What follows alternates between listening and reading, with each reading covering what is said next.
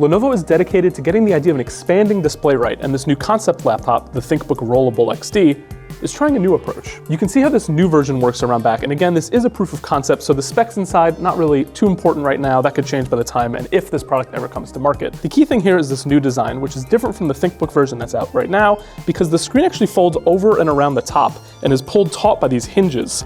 Those recede down into the chassis, rather than going underneath the keyboard, which is how the current ThinkBook model works. The advantage of that is saving space for, more important internal components and fans, thermal solutions that usually lie beneath the keyboard. Now, with the screen located around entirely the lid, you can have more space to put in bigger fans, superior thermals, or get ready for a new processor platform. And then you get some nice widgets here as well, which is another kind of unique feature. This rear screen, honestly, even if this didn't wrap around the top, I could kind of see use for this because these stay on when the laptop's closed. So you can get your battery life at a glance. There's an AI assistant here. You can see the weather.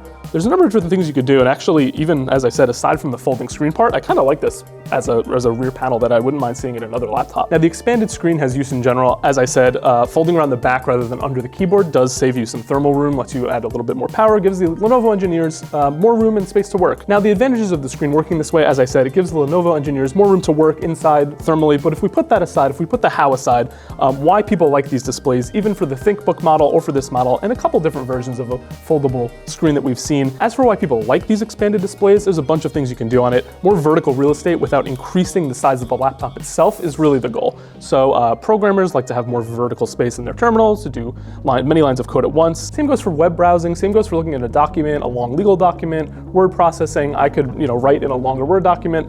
There's a lot of different things that people like it. And again, this is a pretty compact chassis. Like, you don't get this much pixel real estate in a laptop this size without some sort of advanced fancy solution like this. This is sort of a cutting edge thing, so it's going to be expensive. The R&D, the sort of technical, the motor, the fiber cables, all of that goes into increasing the cost of the system, even unrelated to the components and how fast the laptop is as a laptop. If and when this comes to market, we'll see. There's some kinks to work out. It's a little finicky. The software doesn't always respond. You can kind of see a screen bezel here where the added display, even though the fiber pulls it nice and taut, when it's fully extended, there is a bit of a dimple in the screen there. So these are the sorts of things you work out as you bring this kind of laptop to market. But we like the sort of experimenting that Lenovo's doing in this space. So for more coverage from CES 2026, check out PCMag.com.